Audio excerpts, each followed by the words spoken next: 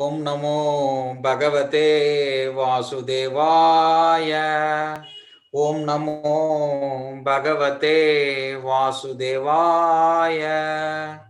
Om Namo Bhagavate Vasudevaya.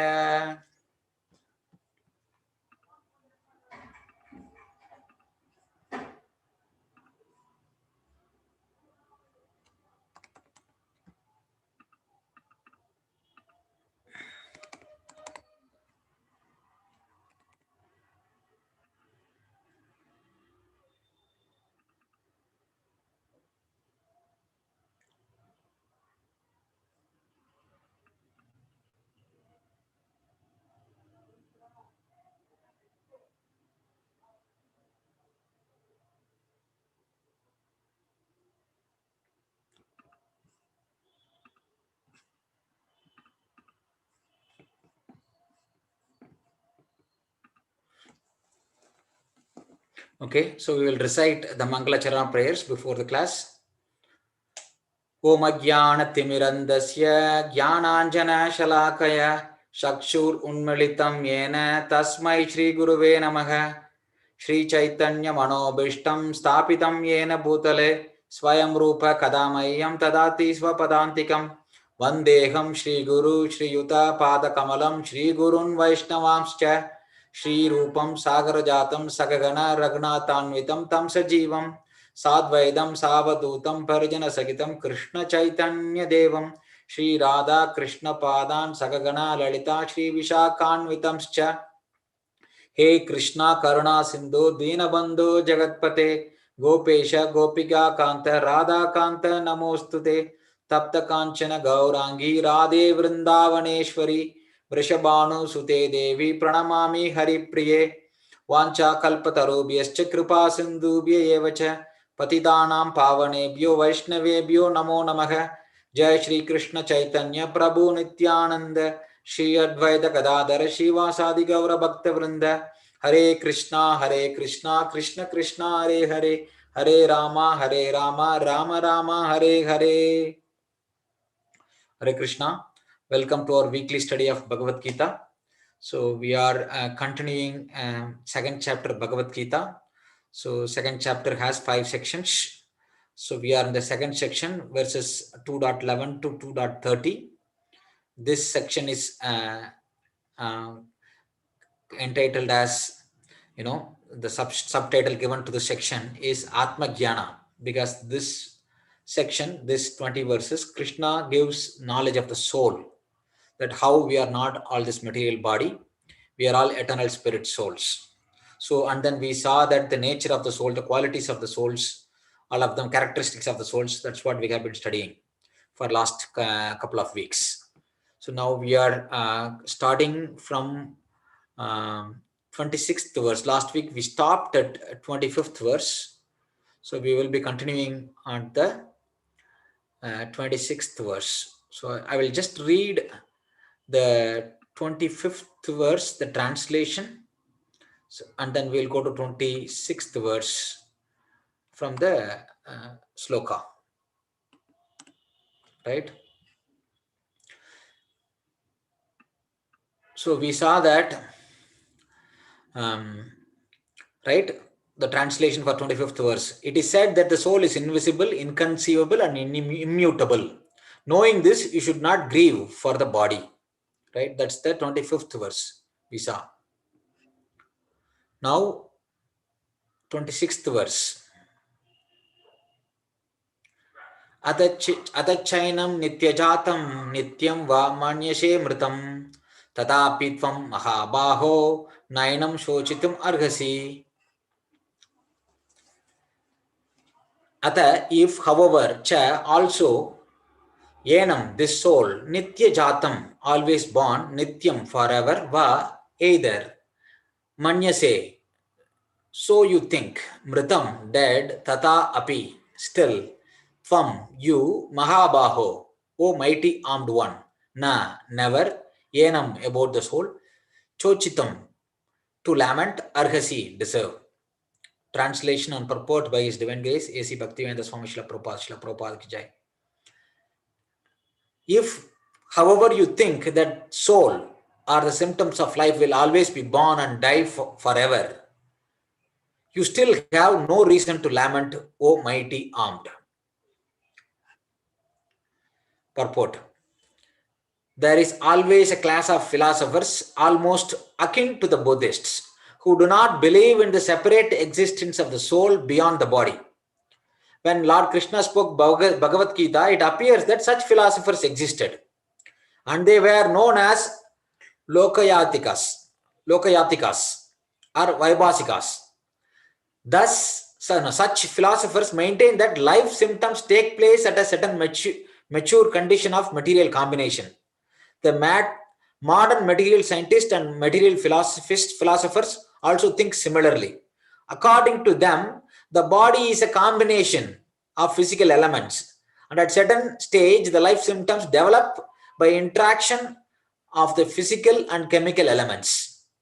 The science of anthropology is based on this philosophy. Currently, many pseudo-religions now becomes fashionable in America are also adhering to this philosophy, as are the nihilistic non-devotional Buddhist sects. Even if Arjuna did not believe in the existence of the soul, as in the Vaibhashika philosophy, there would still have been no cause for lamentation. No one laments the loss of a certain bulk of chemicals and stops discharging his prescribed duty. On the other hand, in modern science and scientific warfare, so many tons of chemicals are wasted for achieving victory over the enemy. According to the Vaibhashika philosophy, the so-called soul or Atma vanishes along with the deterioration of the body. So in any case, whether Arjuna accepted the Vedic conclusion that there is an atomic soul or he did not believe in the existence of the soul, he had no reason to lament. According to this theory, since there are so many living entities generating out of matter every moment, so many of them are being vanquished every moment, there is no need to grieve for such incidents. If there were no rebirth for the soul, Arjuna had no reason to be afraid of being affected by sinful reactions due to his killing his grandfather and teacher. But at the same time, Krishna sarcastically addressed Arjuna as Mahabahu, mighty armed, because he at least did not accept the theory of Vaibhashika, which leaves aside the Vedic wisdom. As a Kshatriya, Arjuna belonged to the Vedic culture, and it behooved him to continue to follow its principles. So here, Prabhupada in the purport very nicely, basically Krishna is refuting Arjuna's arguments from the previous chapter. Arjuna gave the 4 arguments, right? First argument is he gives that one should be compassionate to others, right? So Krishna refuted that compassion, because his compassion is misplaced. There is body and soul. The compassion should be for the soul, because the body is anyway temporary. Whatever compassion we show to the body, it's all right, but it cannot be at the cost of the soul, because the body is anyway, it's going to be annihilated. So the compassion should be for the eternal being within this body. So that should be the primary objective. So by neglecting that, just focusing on the body, right, which is a temporary thing, so that Krishna refuted this misplaced compassion. And then Arjuna's second reason was fear of sinful reaction, right? That if I kill my teacher and grandfather, I might suffer in hell.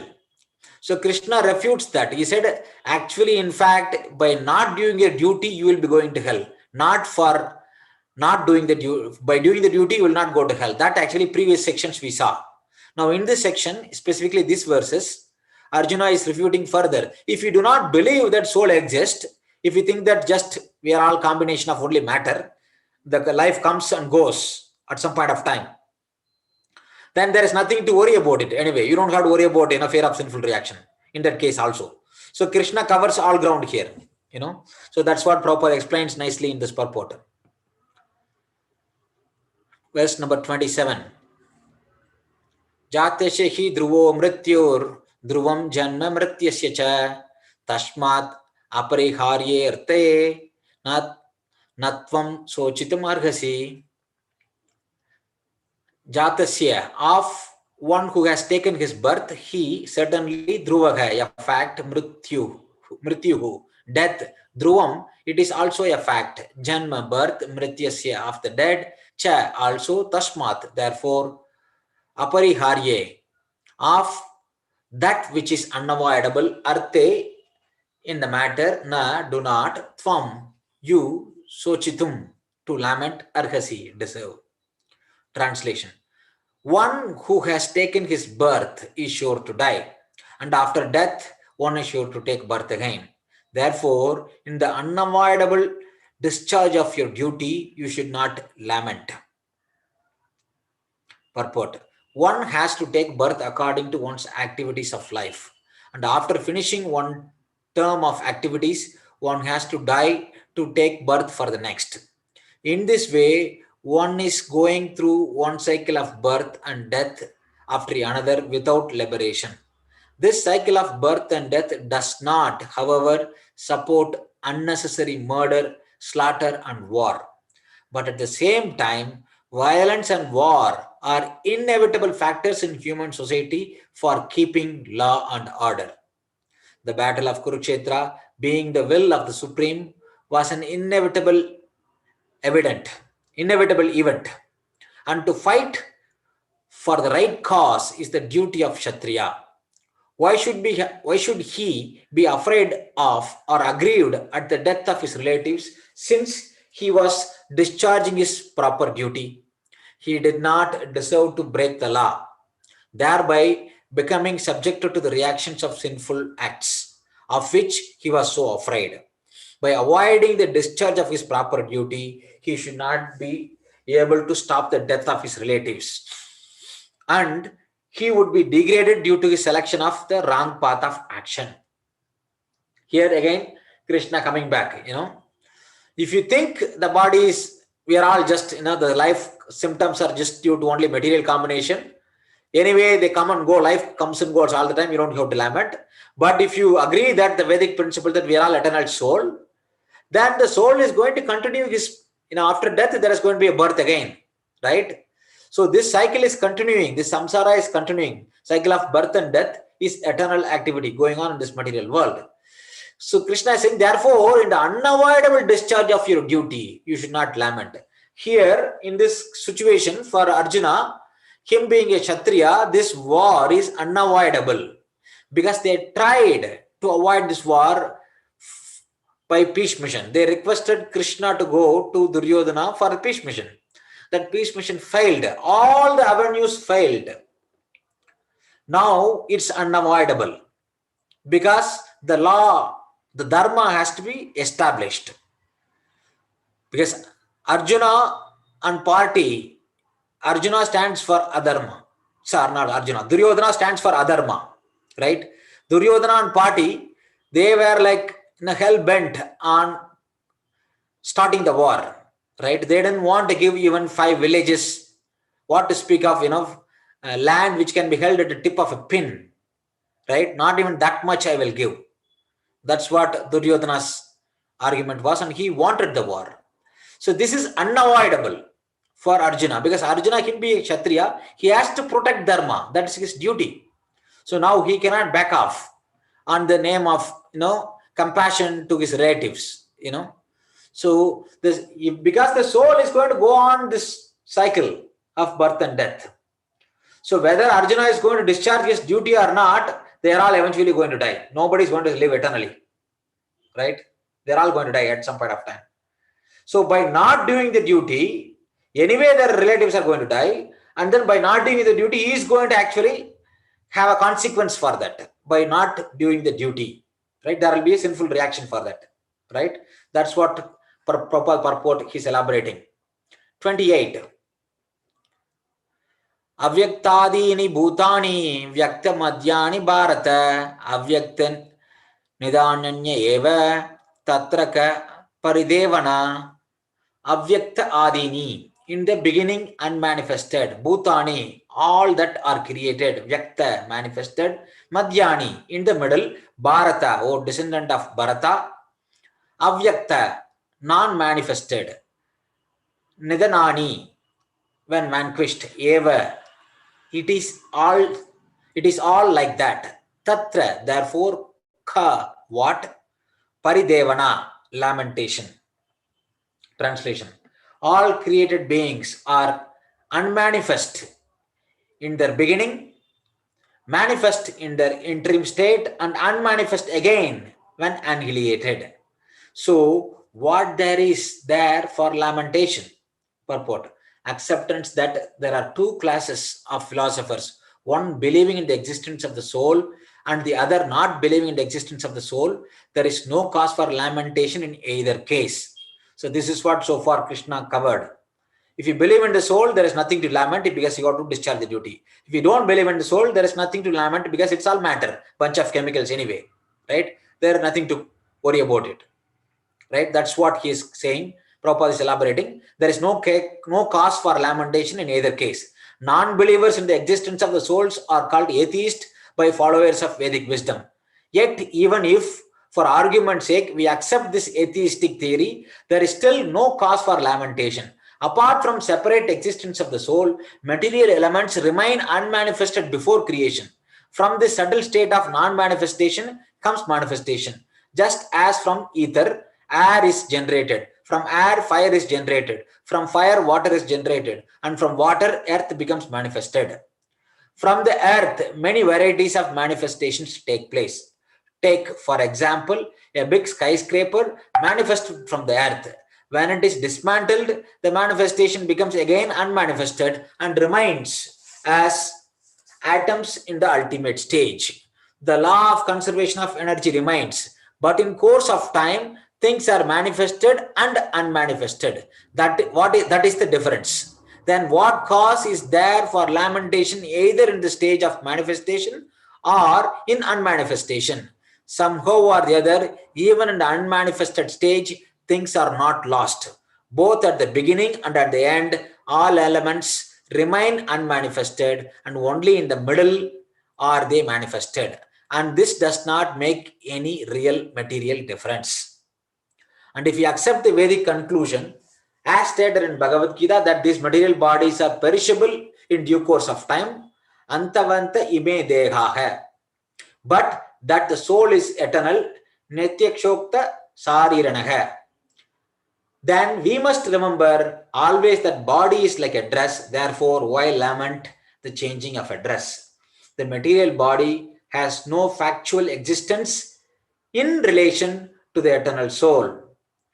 It is something like a dream. In a dream, we may think of flying in the sky or sitting on a chariot as a king.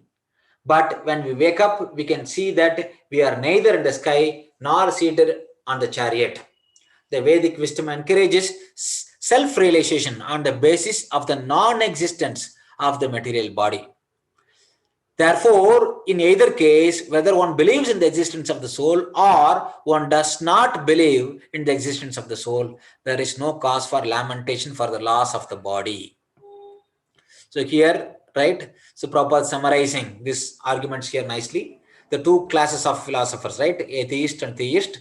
Atheists do not believe in the existence of the soul, and theists believe in the existence of the soul. In either case, Arjuna has nothing to lament here, right? So text 29.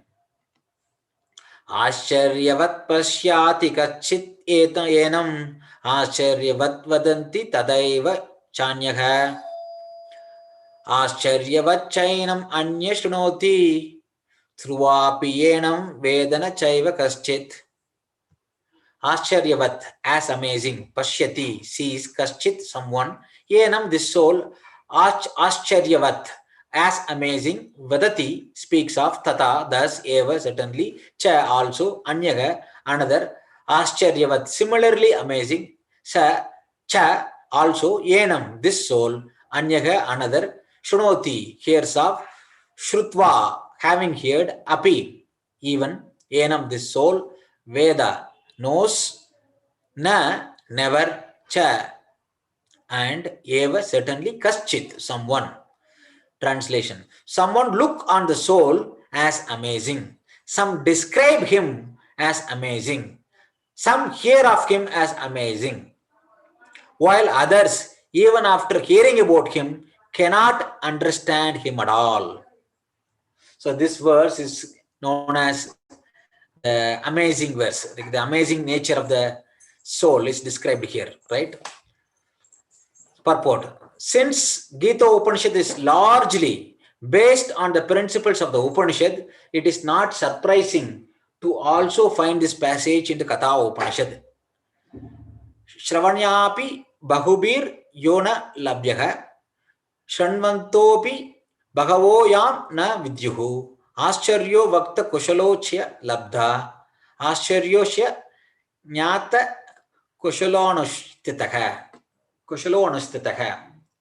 The fact that the atomic soul within the body of a gigantic animal, in the body of a gigantic banyan tree, and also in the microbic germs and millions and billions of which occupy only an inch of space is certainly very amazing.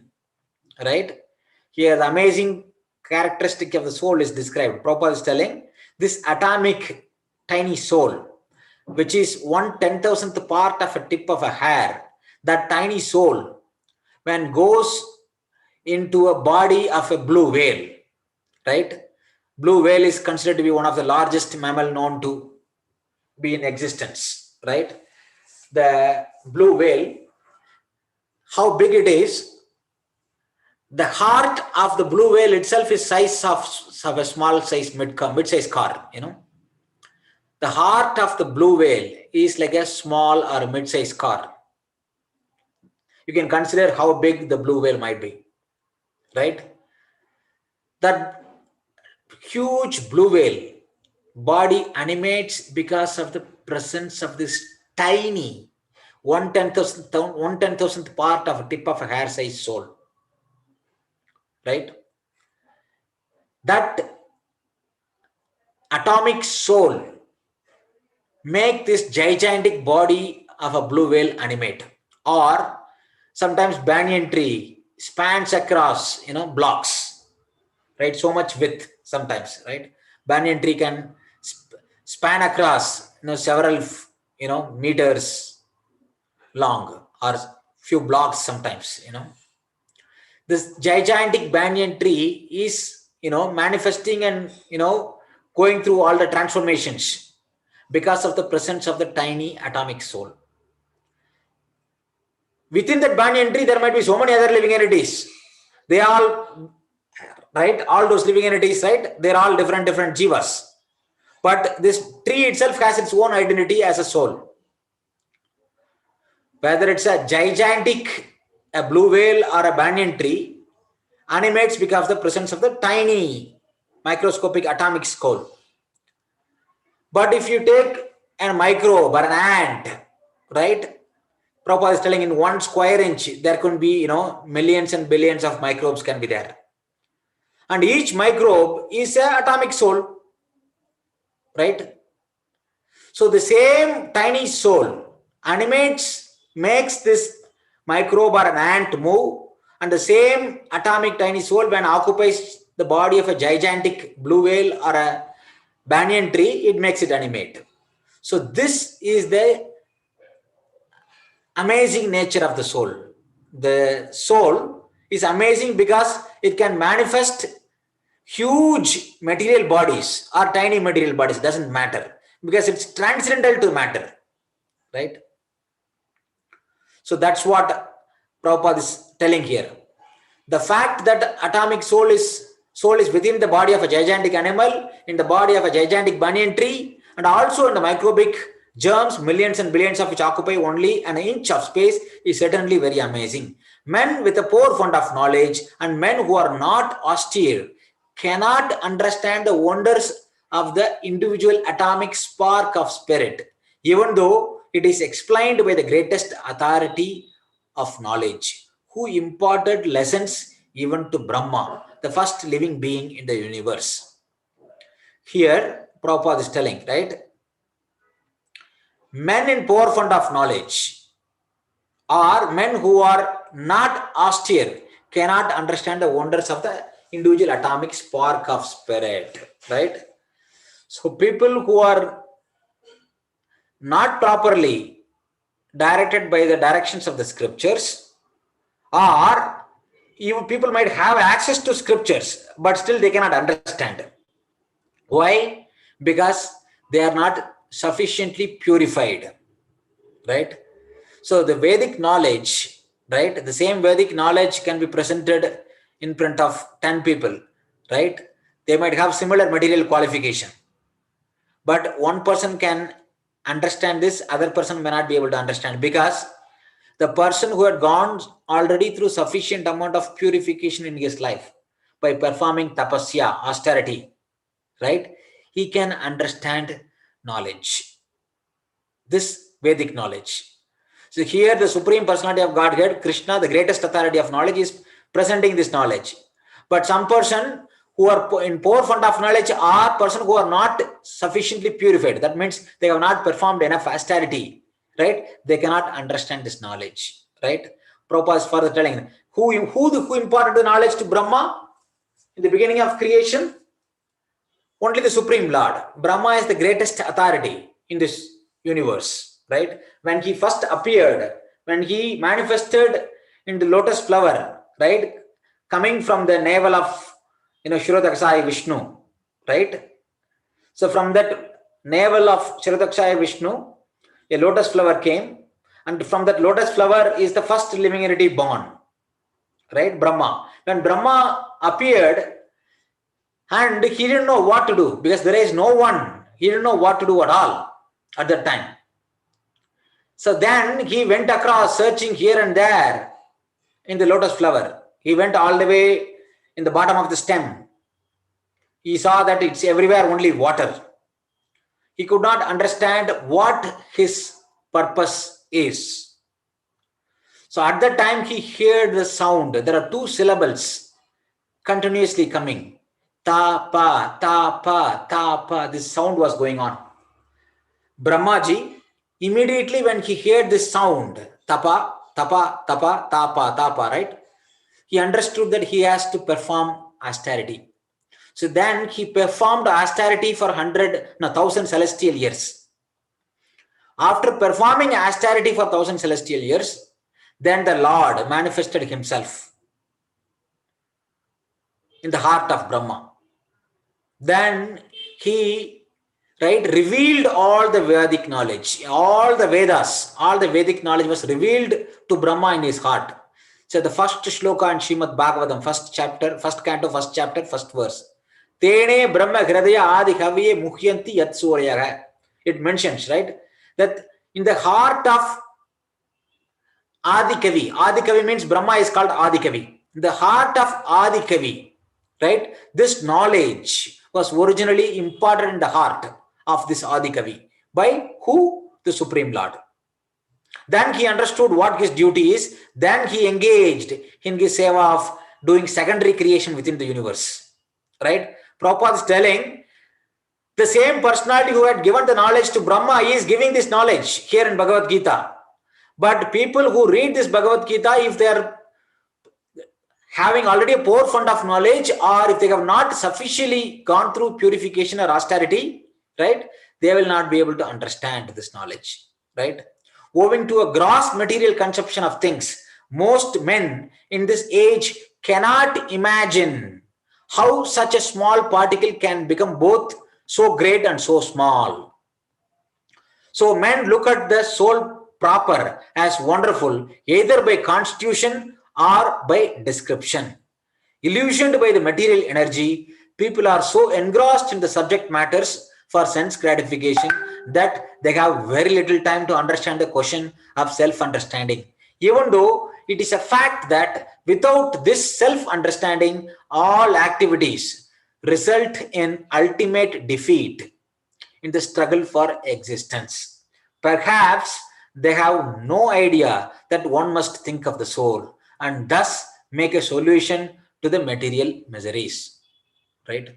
Here Prabhupada very clearly saying, people who are situated in poor fund of knowledge or have sufficiently gone through purification, they do not understand this knowledge because generally their conception of things are gross. They don't understand the subtler aspect of material energy. Even, right, the scientists at some point of time, even though they might go into minute aspect of all material knowledge, still they are dealing with only gross elements. Gross elements is made up of these 5 things, right? Earth, water, fire, air, and space. These are all gross elements. Earth is the grossest, and then next subtler than earth is water, subtler than water is fire, subtler than fire is air, subtler than air is space, right? Subtler than space is mind, subtler than mind is intelligence, subtler than intelligence is false ego, ahankar, and subtler than that is the soul. So if somebody is usually engaged in gross conception of life, gross conception of things, right, they are not able to understand the subtler things. What to speak of, right, the knowledge of the soul, they are not able to understand mind and intelligence properly, right? There is so much of speculation only about mind and intelligence. In fact, in the current modern knowledge scheme, right, people cannot differentiate between mind and intelligence. They attribute both mind and intelligence both to the brain. They do not understand that mind and intelligence are 2 different entities. Brain is separate from mind and intelligence. Brain is part of the body. It is part of the gross body. Brain is the place where the mind manifests. But that doesn't mean that brain is mind or intelligence, right? So that understanding only when we study Vedic knowledge from a proper bona fide, spiritual master, we can understand this, right? Brain is still part of the gross body only, right? Brain is a place of manifestation for the mind. And above mind is intelligence, and above intelligence is false ego, ahankar. When the soul is covered by this ahankar, the subtlest of all the material element, the soul misidentifies itself with the body. Whichever body it is present, it identifies itself with the body. It thinks that I am this body. Hence, if a soul is present in a man's body, the soul thinks that I am man. If it is present in a woman's body, I am a woman. If it is in a child's body, I am a child. If it is in a dog's body, I am a dog. And then behaves accordingly. Right? So this is the misconception. So Prabhupada is telling that, until somebody goes through sufficient amount of purification, he cannot understand this subtler aspect of knowledge. Right? So, and without properly understanding the subtlest of all knowledge, which is knowledge of the soul, right, there is no question of, being successful in this world. All our success is eventually defeated in the form of death in this world. So if you want to really solve this struggle for existence problem, one has to understand the self, the soul. Without understanding the soul, there is no question of solving the struggle for existence. Ultimately, we all get defeated by the material nature. Right? Some people who are inclined to hear about the soul may be attending lectures in good association, but sometimes owing to ignorance, they are misguided by acceptance of the super soul and the atomic soul as one without distinction of magnitude. So here, Prabhupada is continuing, a person who had gone above this material conception of life, people who understand that other than matter something exists, but even those people, if they are not properly situated because of lack, owing to ignorance, they might be misguided by so-called philosophers, thinking that super soul and the individual soul, Atma and Paramatma, they are one without distinction of magnitude. Yes, there is no distinction in terms of quality. In terms of quality, they are one. But in terms of quantity, magnitude, they are different. In quantity, they are one. but in quality they are one. In quantity they are different, right? Paramatma is Vibhu, infinite. Jivatma is Anu, right? Infinitesimal, right? This difference in magnitude one might misunderstand. They think that in magnitude also they are same. It is very difficult to find a man who perfectly understands the position of the super soul, the atomic soul, their respective functions and relationships, and all other major and minor details, right? There is super soul, the individual soul, and matter, right? All these three and the relationships among these three has to be understood properly, right? And it is still more difficult to find a man who has actually derived full benefit from knowledge of the soul, who is able to describe the position of the soul in different aspects. But if somehow or the other one is able to understand the subject matter of the soul, then one's life is successful, right? If one understands the position of the super soul, the individual soul, and matter, somehow or the other, if they had gone through the sufficient amount of purification by the guidance of a bona fide spiritual master, if they can understand, right, their life can become successful. Their human form of life is successful. The easiest process for understanding the subject matter of self, however, it is to accept the statements of Bhagavad-gita spoken by the greatest authority, Lord Krishna, without being deviated by other theories. But it also requires a great deal of penance and sacrifice, either in this life or in the previous ones, before one is able to accept Krishna as the Supreme Personality of Godhead. Later, right, Krishna tells in the 7th chapter, right, Manushyanam Sagascheshu Kaschit Yadati Siddhaye Yadatam Api Siddhanam Kaschin Mambeti Tatvataka, right? Out of thousands of people, out of thousands of human beings, one might hardly endeavor to be perfect. Out of thousands of people who are trying to perfect, hardly one may know me in truth, right? Manushyanam sagaschechu kaschit yadati siddhaye yadatam api siddhanam kaschin mam veti tatvataka. In truth, out of thousands of people who are aspiring to be perfecting, some might succeed. Out of thousands of people who attained perfection, hardly one knows me in truth. Similarly, in the 7th chapter, 19th verse, Krishna says, Bhagunam janmanam ante jnanavan mam prapatyate vasudevaga sarvamiti samahatma sudurlabhaga. Right? After many, many births, right? A person in knowledge, Bhagunam janmanam ante jnanavan mam prapatyate.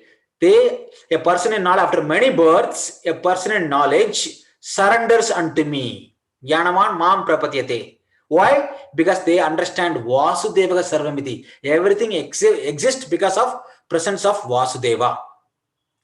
So once who understands everything is sustained by Vasudeva, they surrender to Krishna. Krishna is saying, such a soul is very rare. Samahatma Shudurlabhaka. Right? So here Prabhupada is telling, right, the easiest process is to accept the statement of Bhagavad-gita because Krishna is the greatest authority. So a person, right, if they don't understand the supreme nature of the Supreme Personality of Godhead, Krishna, he will not accept the statements of Gita. Right? So then, right, it is very difficult for him to understand this knowledge. Prabhupada is continuing. Krishna, right? But it also requires a great deal of penance and sacrifice, either in this life or in the previous life, before one is able to accept Krishna as the Supreme Personality of Godhead. Krishna can, however, be known as such by the costless mercy of a pure devotee and by no other way, right?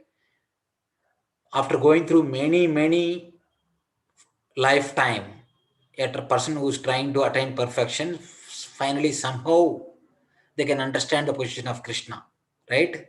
This can only happen by the costless mercy of the pure devotee. Who is a pure devotee? One who engages in the unallied devotional service to the Supreme Personality of Godhead. He knows that he is all in all, right?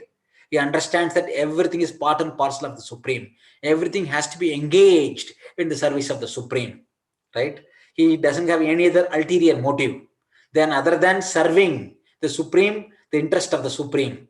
That means interest of the well-being of all the souls, right? He is a pure devotee. Only a pure devotee who is situated in pure devotional service without any tinge of material, desires, right? A pure devotee can only understand the position of Krishna. By his costless mercy, a person can understand the position of Krishna. If you understand the position of Krishna, then Bhagavad-gita, whatever Krishna has spoken Bhagavad-gita, it will be easy to understand. Verse 30. Dehi nityam avadyoyam dege sarvasya bharata tashmat sarvani bhutani natvam sochitum arhasi. Dehi, the owner of the material body, nityam, eternally, avadyaha, cannot be killed. I am this soul, dehe, in the body, sarvasya of everyone, bharata, O descendant of Bharata, tashmat. Therefore, sarvani, all, bhutani, living entities that are born, never, from you, sochitum, to lament, arhasi, deserve. Translation: O descendant of Bharata, he who dwells in this body, in the body, can never be slain. Therefore, you need not grieve for any living being. Purport: the Lord now concludes the chapter of instruction on the immutable spirit soul. In describing the immortal soul in various ways, Lord Krishna establishes that the soul is immortal and the body is temporary. Therefore, Arjuna, as a Kshatriya, should not abandon his duty out of fear that his grandfather and teacher Bhishma and Drona will die in the battle. On the authority of Krishna, one has to believe that there is a soul different from material body and not that there is no such thing as soul, or that living symptoms develop at a certain stage of material maturity resulting from the interaction of chemicals. Though the soul is immortal, violence is not encouraged, but at the same time, at the same time of war, it is not discouraged when there is actual need for it, right? Violence is not encouraged in an ordinary time. Prabhupada is telling. It is only at the emergency when there is no other course is possible which can be achieved through peace. If something cannot be achieved through peace, even establishing dharma, right? Krishna attempted to resolve this conflict with peace. When it was, all the avenues were exhausted, as a last resort, this war was declared. So, at the time of war, right, violence should not be discouraged. Non-violence should not be discouraged, right? Or violence should not be discouraged. Violence, in fact, at the time of war should be encouraged because he has to do the duty, right? We gave the example, right? The police officer going to catch a thief who happened to be his brother, right? He has a higher duty, right, as a police officer to arrest the criminal, even though he might be his brother. Similarly, here Arjuna, even though the opposite party is all his relatives, he has a higher duty to uphold dharma as a Kshatriya, right? So that need must be justified in terms of sanction of the Lord and not capriciously, right? People should not declare war whimsically. Here, this war of Mahabharata, the great battle between Pandavas and Kauravas, this is actually conducted under the direction of the Supreme Lord. Supreme Lord himself tried the peace mission. It failed. After that, war was declared. In this case, the Lord himself is directing Krishna to engage in war. Hence, here, violence should not be discouraged here. So that's the conclusion Arjuna is giving here. Krishna is giving. Therefore, you need not grieve for any living being. So this concludes this section, second section of the second chapter, Atma Jnana, knowledge of the soul. How we are all eternal spirit souls. In 2.12, Krishna first principle he enunciated, right? He announced he gave this first principle. Natve vagam jatunasam, natvam neme janatipaka, nachaiva bhavishyamaha sarve vayam ataparam. There was never a time I did not exist, nor you, nor all these kings. There will never be a time we will all cease to be. We are all existing in the past, present, and future. We are all eternal spirit souls. Next verse, he says, Deginosmini yata dehe kaumaram yavvanam jara tada dehandra praptir dhiras tatra namuhyati. As the embodied soul continues in this body from boyhood to youth to old age, similarly at the time of death, the soul moves on to another body. Right? One should not be, a sober person should not be disturbed by this change. Right? Here Krishna is telling the body is temporary, all the time going through change. And the next verse, Krishna says, because of this incompatible nature of the matter and spirit, the duality arises. When the soul perceives through the senses, thinking that I am this body. Matra sparshashtu kaunteya, sidoshna sugudakada, agama paino anatyas, tamsh titikshava bharata. Right? So, like the non-permanent appearance of summer and winter seasons, right?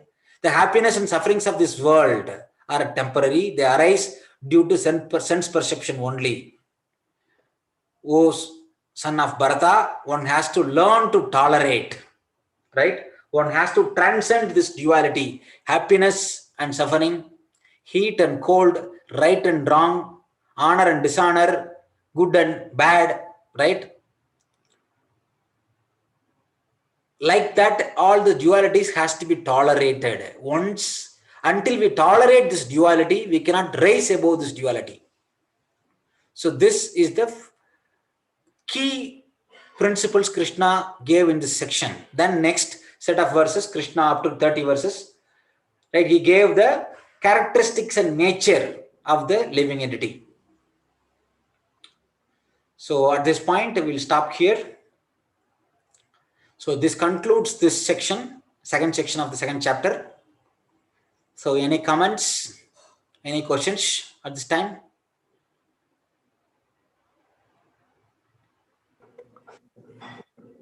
Yeah, couple of things. Somehow I thought the class was from 6 p.m. to 7 p.m. I guess it is from 5:30 to 6:30 p.m. Right? Yes. So I was 30 minutes late. And second, have you had a chance, Swamiji, to post those 30? Yes. I already posted. I sent the message today. Oh, if you go to the Google Drive folder, okay, you should see a subfolder called Key Memorization Verses. Okay. Under that, you will see the verse numbers, and then there is a there is a PDF file which contains all the text as well. Okay, because I looked at day before yesterday. I looked at that link. No, I posted only today early morning Indian time. Because it took some time for me to compile all of them. Yeah. Okay, I'll look at it. Thank you.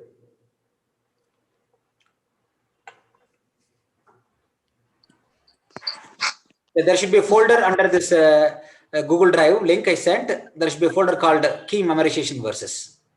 Yeah, we got it. Yeah, thank you. Thank you. Around 37 verses, I think. 37 verses are there. Yeah.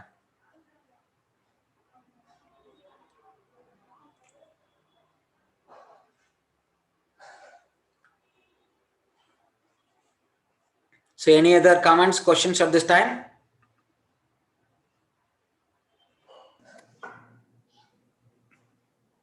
No, not for me. Thank you. So very good. So now we will continue the next section next week, right?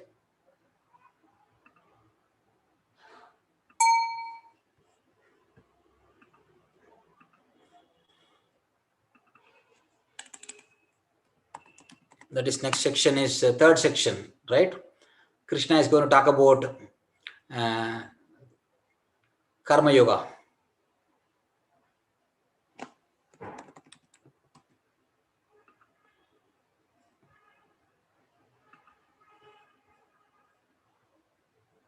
Right. So we are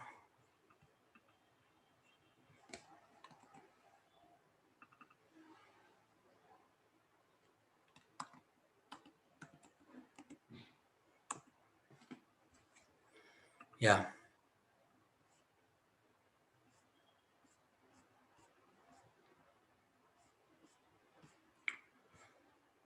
This is what we covered so far, right?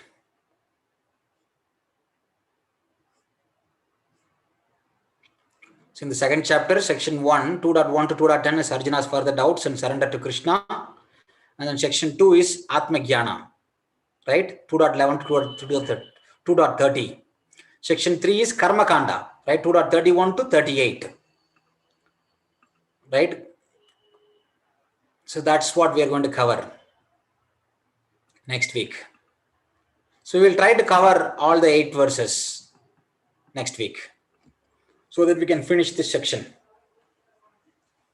We will try to go by section. If the section is too long, then we'll try to cover at least minimum 5 verses. That's our strategy. Okay. So it's going pretty good. It's short and very nice. And for me, it's yes, looking very good. good. Thank you very much. Yes. Thank you. So again, so I'm very grateful that all of you are coming and joining. So we see nowadays a little bit more participation in the group and in the live sessions. So I also recommend, if you have any of your friends or family, anybody interested in studying Bhagavad-gita, still they can join our sessions every week. And then at their leisure time, they can go back and catch up with the previous recordings as well. As we go through this second chapter, still we will assimilate all the things what we learned before. Still, the second chapter is the summary of Gita only. So the more elaboration will start from the third chapter onwards. Still, we are in the summary of the whole Bhagavad-gita in the second chapter. Still, somebody wants to join. Please do encourage the friends or family who might be interested in joining. So the more participants are joining live sessions, they can ask questions. Those questions can create more, interesting discussions as well among us. So it'll be good in that way. Again, thank you very much for joining. So we will continue next week on the third section of the second chapter, verses 2.31 to 38, Karma Kanda. Right? So we'll stop here. Hare Krishna. Thank you very much. Hare Krishna, thank you.